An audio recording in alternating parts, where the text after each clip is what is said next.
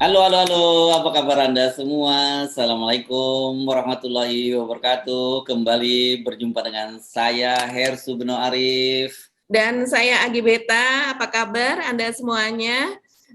Mas Hersu, apa nih topik yang akan kita bahas nih? Hari Senin nih Mas Hersu, Ya, ya, agar ya. menambah semangat kita. Untung Anda ingatkan soal hari Senin ya. Karena saya itu sekarang selama COVID ini dan kemudian banyak work from home itu sering lupa dengan hari, bahkan tanggal lebih parah gitu ya. tanggal lebih parah lagi, nggak ingat. Ternyata kalau hari lumayan masih ingat, ini hari Senin. Kita mesti semangat dan kita mesti cheers up dari para viewer kita ya. List mungkin kita bisa sodorkan beberapa berita dulu yang layak menjadi pembahasan kita ya, Mbak Agi. Apa saja itu kira-kira? Kalau saya lihat misalnya nanti Anda bisa lebih detail lagi ya soal yang viral ini, bukan hanya di dalam dan bukan hanya di Indonesia tapi di luar negeri juga viral. Itu ada pembantu Indonesia di Taiwan ya, Mbak ya, kalau nggak salah itu ya. Oh iya betul Mas Hersu. Itu rame ya, dapat hadiah dari bukan hadiah, warisan dari majikannya sampai 2 miliar rupiah kalau nggak salah gitu ya. Betul ya? Iya. Angkanya segitu ya? Iya. 2 miliar. Ya, 2 miliar. Iya. Oke. Betul. Oke, terus apalagi yang menarik menurut Anda? Yang lain juga? Banjir di Penajam Pasir Utara nih Mas Hersu nih, calon ibu kota baru kita. Oh, itu banjir? Iya, itu banjir. Menyusul banjir di Kutai Kertanegara ya yang terjadi Agustus lalu. Itu kan calon ibu kota baru kita terletak di kawasan Sepaku kalau tidak salah ya, perbatasan antara Penajam Pasir Utara dengan Kutai Kertanegara, dan kedua kabupaten itu ternyata banjir Mas Hersu. Oke, itu saya kira menarik karena saya teringat pada seseorang yang bicara soal banjir di ibu kota itu akan selesai kalau jadi presiden. Ada dulu sih, ada, kita nanti cari filenya ya siapa yang ngomong itu gitu. Terus soal atau jangan-jangan maksudnya adalah ketika sudah tidak menjadi presiden gitu. Iya.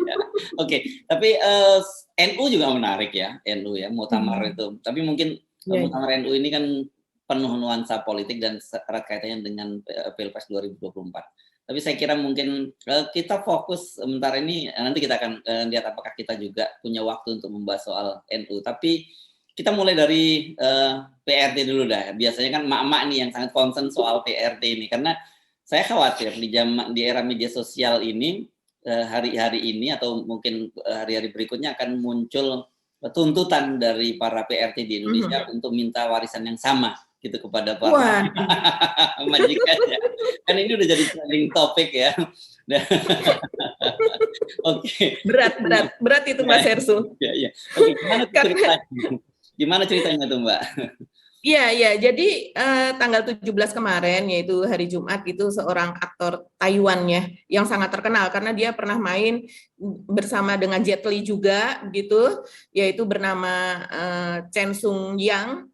Dan beliau ini meninggal pada usia 80 tahun, dan kemudian pada akhir-akhir hidupnya itu memang dirawat oleh seorang TKW asal Indonesia bernama Yuli begitu, dan kemudian hubungan mereka ini sudah seperti bapak dan anak karena si Bapak Chen Sung Yang ini meminta dipanggil Aba, yang artinya adalah ayah katanya begitu.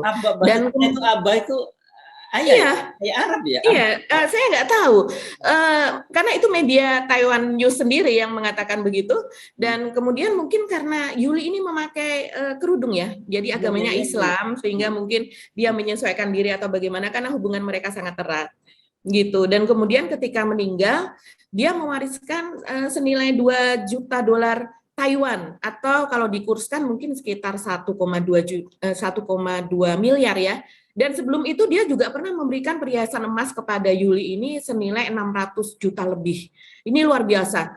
Pancasilais sekali ini Mas Hersu. Wah, ngiri ini. Ini benar kata Mas Hersu, ini bakalan ngiri karena di Indonesia sendiri jangankan diberikan seperti itu ya, ini orang-orang yang suka mengaku Pancasila tapi suka mengurung ART dan kemudian juga ada KDRT terhadap KRT-nya di dalam rumah tangganya ya, di sini banyak kasus seperti itu. Nah, sementara kalau di sana kan semuanya memang sudah diatur gitu, ada undang-undangnya. Nah, sementara kita di sini malah RUU tentang perlindungan pekerja rumah tangga yang sudah terkatung-katung selama 17 tahun itu tidak juga disahkan, Mas Hersu. Ada 2 partai ini yang tampaknya tidak menolak untuk membawa RUU itu, padahal sudah masuk ke Bamus ya, sudah masuk ke Bamus, 7 fraksi itu sudah setuju, tapi ada 2 fraksi besar, yaitu PDIP dan Golkar yang menolak untuk membawa ke paripurna, sehingga akhirnya itu tidak dibahas dan tidak kunjung disahkan juga. Padahal selama 3 tahun terakhir, ya, nolak begitu ya. Ya. Mereka kok menolak itu apa alasannya? Iya, kita juga bertanya-tanya begitu ya, kenapa mereka menolak. Tapi beberapa pengamat mengatakan bahwa mereka memiliki pertimbangan sendiri kalau seandainya PRT itu undang-undang mengenai mereka itu dilegalisasikan begitu. Jadi diformalisasikan, katanya istilahnya begitu. Jadi ada sesuatu yang entah kita tidak tahu apa ya alasan yang sebenarnya, tapi itu sudah terjadi berkali-kali begitu, dan padahal selama dari tahun 2004 itu sudah masuk ke dalam prolegnas nih RUU perlindungan pekerja rumah tangga ini, dan kemudian 3 tahun terakhir masuk ke dalam prolegnas prioritas gitu. Nah, ini jangka waktunya adalah sampai tahun depan, tahun 2022. Dan Mas Hersu waktu itu pernah deh cerita ke saya kalau beberapa hari yang lalu itu terjadi demo besar kan ya, demo besar yang di dalamnya ada sekitar 38 organisasi atau apa di 5 kota besar Indonesia secara serentak. Kasihan sekali Mas Hersu, karena Mas Hersu mungkin juga masih ingat beberapa tahun yang lalu itu ada berita di Jawa Timur yang mengatakan bahwa banyak TKA ilegal, yaitu berasal dari Tiongkok, itu yang bahkan menjadi ART di sini begitu. Dan kemudian mereka ada yang jadi tukang sayur dan sebagainya. Dan ini mungkin ilegal ya. Kalau beberapa tahun yang lalu saja ini sudah banyak dikatakan oleh media daerah maupun media nasional, apalagi sekarang di mana TKA itu memang seperti banjir lah masuk ke kita ini. Gitu Mas Hersu. Kasihan nih nasib ART kita nih. Ini saya ikut apa ya, kecewa sebagai ibu-ibu Mas Hersu. Ya.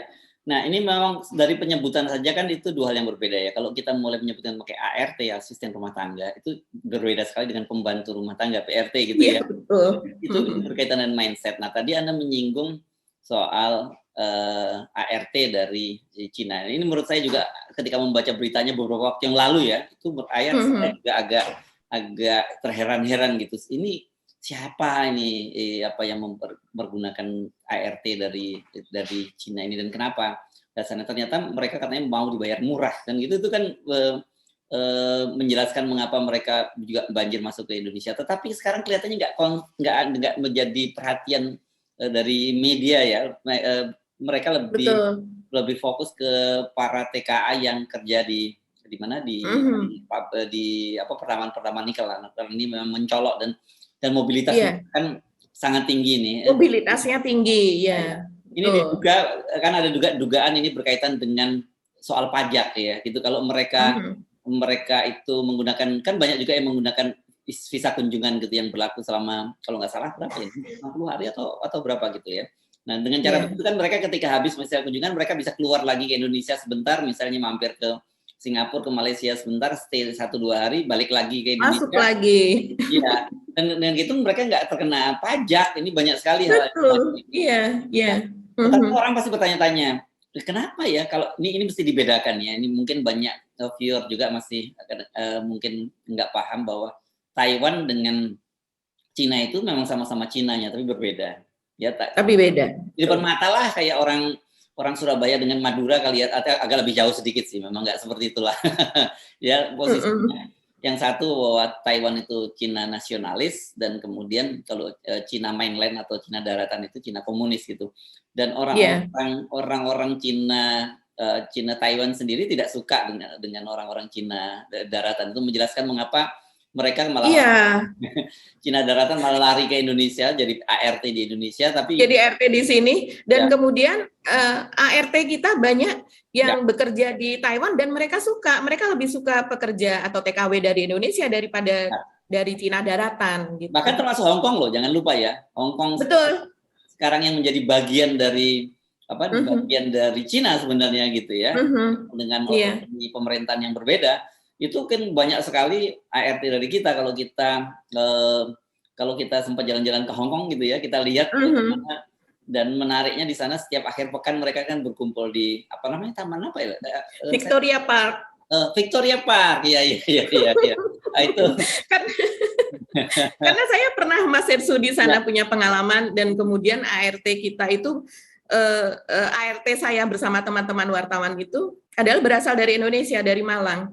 Dia mengerjakan 3 apartemen sekaligus. Itu RT Indonesia, luar biasa. Sampai AC pun yang bergelantungan itu ya, bergelantungan di apartemen itu dia kerjakan sendiri. Nggak pakai kayak di sini kita manja ya, ada teknisi AC. Kalau di sana ART yang mengerjakan begitu. Dan mereka bekerja dari pagi sampai tengah malam, bahkan kadang sampai jam 1. Lari mereka tuh di kos WB. Jadi memang, dan mereka mengatakan bahwa kinerja dari ART Indonesia itu memang luar biasa ya. Nomor 1 memang gaji tertinggi tetap yang dari Filipina, karena mereka bahasa Inggrisnya fasih gitu dari awal. Tapi kan kita kemudian setelah 1 tahun sudah fasih untuk berbahasa Mandarin begitu. Jadi mereka sayang, jadi seperti halnya si Yuli ini, Mbak Yuli ini, ternyata sudah bekerja katanya dari sejak tahun 2006-an gitu, sehingga dianggap sebagai anak, padahal dia juga punya anak dan suami gitu. Jadi warisan ini rencananya akan digunakan untuk membangun usaha di Indonesia. Wah, Mas Hersu, kalau seandainya orang-orang kaya kita di sini itu memberikan perlakuan yang seperti kepada Mbak Yuli ini Indonesia ini akan menjadi lain lah. RUU aja terganjal gimana Mas Hersu. Iya. Dan jangan hanya dilihat dari sisi sisi kisah menarik atau kita sebut success story lah gitu gampangnya ya. Banyak sisi-sisi human yang saya kira jauh menyayat hati ya, berkaitan dengan pengalaman para ART kita di TKW kita di TKI kita di luar negeri ini, karena pengorbanan mereka kan jauh dari anak, dari suami, itu luar biasa. Dan juga pengorbanan dari anak-anak yang banyak sekali tumbuh tanpa didampingi seorang ibu. Ini juga sisi yang dramatis. Jadi saya kira wajar kalau kemudian orang-orang yang memanfaatkan tenaga ART dari Indonesia itu juga memberikan kompensasi yang layak. Oke, saya kira ini sebuah moral story saya kira yang cakap menarik, yang bisa memberikan inspirasi kita. Kalau nggak bisa memberikan warisan, tolonglah perlakukan ART Anda dengan manusiawi. Itu yang paling penting. Betul. Di Indonesia ini masih banyak sekali orang yang anggap bahwa ART itu bahasa dulu, mohon maaf saya kalau nyebutnya kan babu gitu ya, kayak jadi. Iya, betul. Iya. Ya kalau nggak bisa memberikan itu, berikanlah perlindungan ya Mas Hersu melalui undang-undang itu tadi. Ini saya bahkan membuat catatan Mas Hersu. Ini dari kemarin yang ada protes dari 38 organisasi itu kurang lebih, mereka bahkan mengatakan begini. Mereka sangat kecewa sebetulnya dengan ketua DPR kita, yaitu Mbak Puan, karena beliau kan seorang wanita yang artinya mengetahui bagaimana rasa dari para ART ini. Jumlah ART kita itu sekitar 4,2 juta ya di Indonesia ini, dan 84% diantaranya itu adalah perempuan. Mereka mengatakan seperti ini, hal ini sangat bertentangan dengan ideologi kemanusiaan dan keadilan sosial yang selalu diperjuangkan proklamator Soekarno. Ketua DPR Puan Maharani sebagai cucu Bung Karno telah mengkhianati ideologi marhenisme yang digali kakeknya sendiri, yang sangat menghormati pekerja rumah tangganya yang bernama Sarinah. Negara memiliki utang peradaban terhadap PRT. Waduh, merinding saya Mas Hersu membaca itu. Oke, kalau sekarang pemerintah dalam hal ini DPR belum bisa membuat undang-undang, mulai kita membuat regulasi sendiri ya. Perlakukan para ART Anda itu layaknya sebagai seorang pekerja profesional, beri hak-hak mereka, termasuk kewajiban mereka, beri hari libur mereka, itu harus juga diberikan. Di kita kan mereka nggak kenal tuh, kayaknya 7x24 jam nih kebanyakan ART di kita. Oke, kita berempati, kita cukup ikut bergembira dan berbahagia bersama Mbak Yuli dan keluarganya yang dapat warisan cukup besar dari dari mereka. Jangan-jangan kita sendiri nggak bisa mewariskan angka sebesar itu ya pada anak-anak kita ya. Oke, kita pindah ke satu topik lain yang saya kira ini topik yang sangat serius berkaitan dengan banjir di Pasir Penajam tadi. Saya tadi menyinggung kan ada waktu itu ada seorang gubernur DKI Jakarta, dan setelah saya buka-buka ternyata namanya Pak Jokowi gitu, yang dia pada waktu itu menyatakan bahwa problem banjir di Jakarta ini bisa lebih mudah diselesaikan kalau dia menjadi presiden gitu ya. Nah ini kan ternyata sekarang banjirnya di Jakarta sudah mulai berkurang setelah Anies Baswedan menjadi gubernur. Sekarang Pak Jokowi membuat sebuah ibu kota baru yang potensial banjir juga gitu. Saya jadi bertanya-tanya, apa Pak Jokowi ini punya hoki tersendiri ya dengan banjir ibu kota itu gitu. Memang ini menjadi pertanyaan besar ya Mas Hersu. Ini kira-kira studi AMDAL-nya seperti apa ya? Karena tentu memerlukan biaya yang sangat besar ini untuk mengatasi banjir di sana. Apalagi saya baca itu ada 3 sungai besar di Penajam Pasir Utara tuh yang sekarang sudah mengalami abrasi. Dan katanya dari PUPR itu akan menganggarkan 30 miliar lah untuk penanganan jangka pendek ini untuk menangani abrasi di berbagai titik itu. Dan kemudian kemarin banjir itu menenggelamkan terdampak ada ratusan rumah ya yang terdampak di Penajam Pasir Utara. Agustus kemarin ada 455 di Kabupaten Kutai Kertanegara, dan kedua kabupaten itu lah yang nanti akan dijadikan sebagai lokasi ibu kota baru negara kita gitu. Nah, ini tentunya gimana ya Mas Hersu, sudah diputuskan tapi ternyata problemnya seperti ini. Kalau seandainya kita memindahkan dari Jakarta ke Kalimantan, dan kemudian malah di sana lebih banjir daripada di Jakarta. Itu terus kemudian bagaimana nanti pertumbuhan ekonomi di sana, terus kemudian juga penanganan di sana, bukankah itu akan memerlukan perawatan yang sangat besar, biaya maintenance sangat besar, terus kemudian juga biaya pembangunan, itu kan tidak bisa. Yang namanya sungai, di Jakarta ada 13 sungai, dan di sana ada puluhan sungai. Di Penajam Pasir Utara saja saya lihat di BPS ada 16 sungai di satu kabupaten. Nah, kemudian belum lagi di Kutai Kertanegara, entah ada berapa sungai. Nah, ini kan sangat rawan ya Mas Hersu, apalagi ketersediaan air bersih katanya juga di masa depan, sekarang saja itu sudah terasa begitu, apalagi di masa depan nanti. Itu Mas Hersu. Ya, saya membaca berita banjir di Pasir Penajam ini, dan saya kira ini bukan yang pertama kali loh. Beberapa waktu yang lalu juga pernah terjadi banjir. Saya tadi teringat tadi yang Anda sebutkan tadi, ada hasil penelitian dari seorang geologis ya, yang menyebutkan bahwa problem Kalimantan nanti ibu kota baru ini adalah soal air bersih gitu ya, karena dari penelitian ini dia bukan hanya sekedar opini ya, ini dari hasil survei geologis dia itu menunjukkan semacam itu, cadangan air bersih dan sebagainya itu memang sangat terbatas. Ini memang sebuah kawasan yang cukup ekstrim gitu ya, kalau dia banjir dia serius, tapi ketika dia dalam kondisi kering atau dalam kondisi normal itu soal air bersih itu menjadi persoalan serius. Nah, sejak awal kan sebenarnya para pemerhati lingkungan terutama itu kan sangat khawatir karena terhadap kerusakan ekologis atau di sana ya, ekosistem di Kalimantan ini. Selama ini dianggap bahwa Kalimantan itu adalah paru-paru dunia, tapi kita tahu belakang di sana banyak sekali terjadi kerusakan. Satu karena tambang, ya kan gitu kalau kita bicara Kalimantan seperti berkaitan. Kedua perkebunan kelapa sawit juga dan illegal logging. Ya kan gitu ya. Ada 3 soal itu. Saya pernah sekali waktu memang terbang menggunakan helikopter gitu dari bandara di Balikpapan menuju ke Samarinda. Saya lihat memang kalau dari atas itu ini wajahnya bopeng-bopeng nih Kalimantan Timur ini, dan yang lebih menyedihkan lagi kalau dari Samarinda, dari Balikpapan menuju Samarinda itu kita melewati satu kawasan cagar penyangga ya, kawasan penyangga ya, yang namanya Bukit Soeharto, Mbak ya. Ada Bukit Soeharto itu ya. Kalau kita lewat jalan biasa terkesan kiri kanannya masih hijau gitu ya. Hijau, ya. Ya hijau. Meskipun hutan-hutannya saya lihat bukan hutan-hutan yang pohon-pohonnya nggak terlalu besar, pohonnya kecil-kecil itu. Tapi kalau dari udara, ya paling gitu berapa puluh meter dari balik jalan raya itu semua wajahnya bopeng, Mbak. itu sudah ditambang di situ kan, dan karena memang batu baranya itu kalau di sana orang nggak perlu gali terlalu dalam, ngerok aja dari dan itu hutan gambut ya, jadi makanya sering juga terjadi kebakaran kan itu di sana.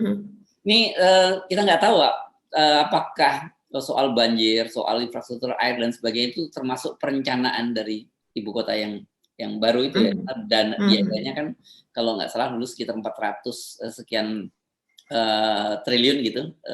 Apakah termasuk infrastruktur untuk air, untuk mengelola banjir dan juga menyediakan air bersih tadi? Ini jadi pertanyaan, dan makanya jangan-jangan nanti orang akan bilang ini kayaknya problem ibu kota negara baru ini bisa selesai banjirnya nanti kalau Pak Jokowi sudah tidak jadi presiden lagi. Jadi kebalikan dari di Jakarta.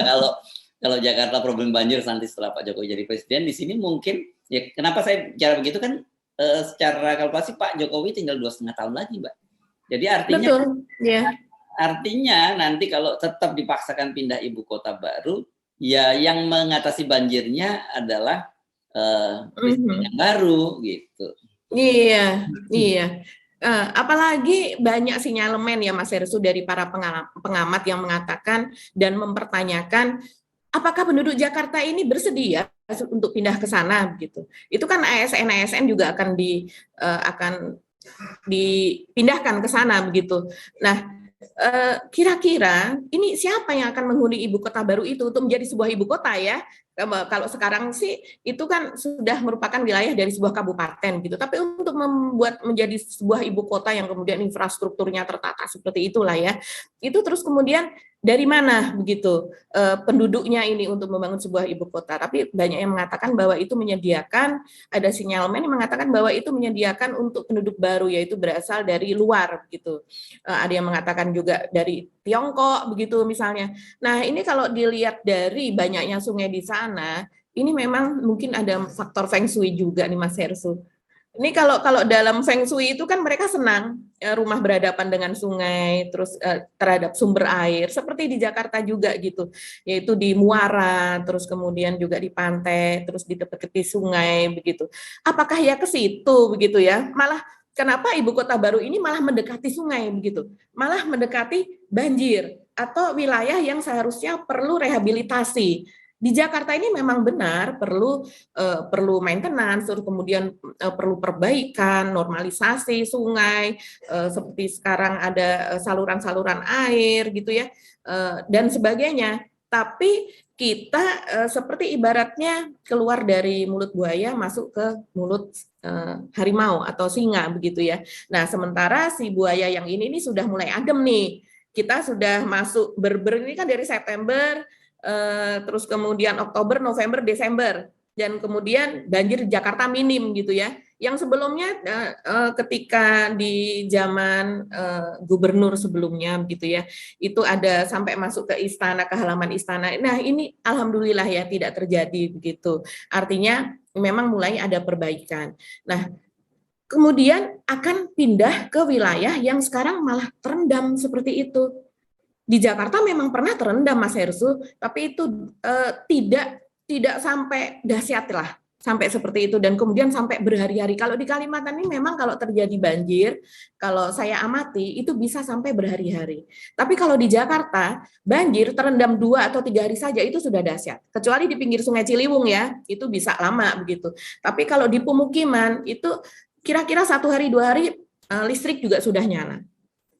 Dan air sudah surut gitu. Ya. Nah, ini tadi kan Anda menyinggung soal ASN ya. Saya udah banyak mendengar kesak-kusuk nih, terutama ASN yang bekerja di pemerintahan pusat mulai mencari formasi di beberapa daerah gitu kan dengan terkait supaya mereka juga tidak ikut pindah ke ibu kota baru, karena memang menurut saya akan sangat berat terutama pada ASN yang kira-kira dia menjelang usia pensiun, yang saya sebut menjelang usia pensiun itu misalnya 10 atau 5 tahun ke depan gitu ya. Kenapa? Karena kebanyakan dari mereka ini sendiri kan juga kredit rumah Mbak misalnya, dan sekarang ini kredit rumah itu mereka sudah lunas kebanyakan ya. Rata-rata mereka kalau yang menjelang pensiun itu rumah-rumah yang mereka kredit lunas. Nah kalau pindah ke rumah ke ibu kota baru mau nggak mau kan pemerintah nggak menyediakan perumahan. Mereka juga harus mengkredit rumah baru, mereka harus ada biaya mungkin mereka memilih keluarganya bertahan di Jakarta dan sebagainya. Ini dampak semacam ini luar biasa besar dampaknya. Beda dengan TNI ya. Kalau TNI kan gitu biasanya dipindahkan dengan fasilitas lengkap dan mau nggak mau ini ada komando. Kalau ASN ini akan berat. Jadi ini banyak sekali problem yang serius berkaitan dengan pemindahan ibu kota, dan banjir ini mengapa kalau saya lihat di media sosial itu sangat masif ya disebar. Saya mendapat kiriman berita banjir itu mungkin setidaknya dari 10 orang yang ngirim ke saya. Itu setidaknya menunjukkan kepada saya betapa intensnya perhatian publik terhadap masalah banjir di ibu kota baru. Tapi seperti kita ketahui kan kemarin DPR bahkan sudah sangat serius membahas soal itu. Saya lupa namanya pansus atau panjanya. Bahkan ketika itu melanggar tata tertib justru tata tertibnya yang diubah, bukan hanya ini di Indonesia yang luar biasa. Kalau ada peraturan yang menghalangi maunya mereka atau yang peraturan dilanggar, itu bukan orang yang dipunishment tetapi peraturannya yang diubah. Ini kan saking anehnya Mas Ersu, saking anehnya kejadian itu, kita jadi nggak bisa marah lagi loh. Jadi kita ketawa malah. Iya. Oke, saya ingat statu TAUI juga dulu. Ya, statu TAUI kan juga begitu. Rektornya melanggar statuta, kemudian statunya diubah. Statutanya diubah. Tapi tekanan publik kemudian membuat itu akhirnya rektornya memilih mengalah mundur posisi jabatan sebagai komisaris dari BUMN yang gajinya sangat besar. Nah ini kalau DPR kelihatannya orang sudah kehabisan kata ya, orang udah plus lah. Kalau orang Medan bilang suka-suka kalian lah gitu. Suka-suka klan lah gitu ya. Oke Mas Ersu, kita masih ada waktukah untuk membahas NU ini, Muktamar NU ke-34 nih Mas Ersu? Ya, saya kira mungkin masih lah ada waktu beberapa menit kita bahas. Oke, apa yang Anda lihat dari Muktamar NU ini? Ini kayaknya akan berlangsung cukup keras ya Mas Ersu ya, Muktamar NU ini, karena kedua belah pihak ini sudah touring gitu ya, touring ke seluruh Indonesia, bahkan dari Gus Yahya mengatakan sudah ke 434 cabang NU gitu, dan katanya sudah dilakukan secara diam-diam sehingga orang tidak banyak yang tahu, dan dia bisa membaca wajah-wajah itu, mana wajah yang setuju yang nanti akan memberikan suaranya kepada dia, ataukah yang wajah-wajah yang datar atau tidak setuju. Dan menurut dia mungkin ada sekitar 80% itu menyetujui. Gitu Mas Ersu. Nah, pengamatan Mas Ersu bagaimana nih kansnya dari Pak Sas juga ini? Ya, klaim politik sih biasa. Menurut saya memang kali ini pertarungannya akan sangat keras ya. Kita tak tahu, tapi kita tahu bahwa tarik menarik ini nggak bisa lepas dari Pilpres 2024. Karena bagaimanapun dengan jumlah anggota Nahdien yang tersebar di seluruh Indonesia, itu potensial suaranya itu sangat besar.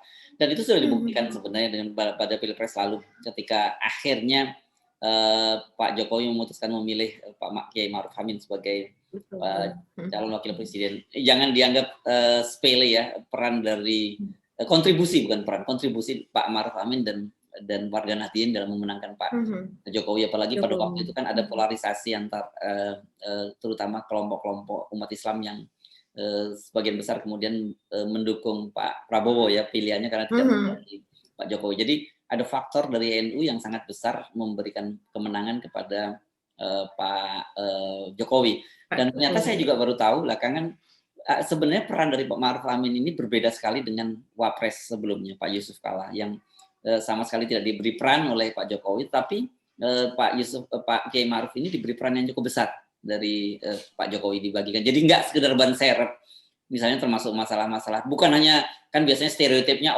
ekonomi syariah diserahkan pada Kiai Ma'ruf. Ternyata tidak, masalah-masalah Papua dan sebagainya itu juga diserahkan kepada Kiai Ma'ruf. Karena itu menurut saya pasti ini tarik-menarik kekuatan politik akan sangat besar berpengaruh. Dan juga kita tahu, sebenarnya kita mulai bisa membaca kemana bandul istana ini bergerak gitu ya. Dan siapa yang mendapat blessing dari istana, saya yakin itu dipastikan akan memenangkan pertarungan. Karena kalau namanya blessing itu bukan sekedar orang melihat bahasa tubuh seperti yang dikatakan oleh Yahya Stakuf tadi, tetapi berkaitan dengan sumber daya ya. Sumber daya itu macam-macam, sumber daya dana, sumber daya kekuatan dan sebagainya. Itu akan terjadi sangat. Ini saya kira untuk pertama kalinya ini Kiai Sas mungkin dapat lawan yang cukup sebanding. Apakah dia berhasil mempertahankan, membuat hat-trick sampai 3 kali jabatan sebagai ketua PBNU, atau kali ini akan diambil alih oleh Yahya Stakuf, itu Mbak Agi? Sepertinya tidak akan ada kemungkinan kuda hitam ya Mas Ersu. Nah, kuda hitam itu juga menarik, tapi sejauh ini kelihatannya ya porosnya masih bipolar tadi yang masih kuat. Tapi kita nggak tahu perkembangan yang akan berlangsung di muktamar.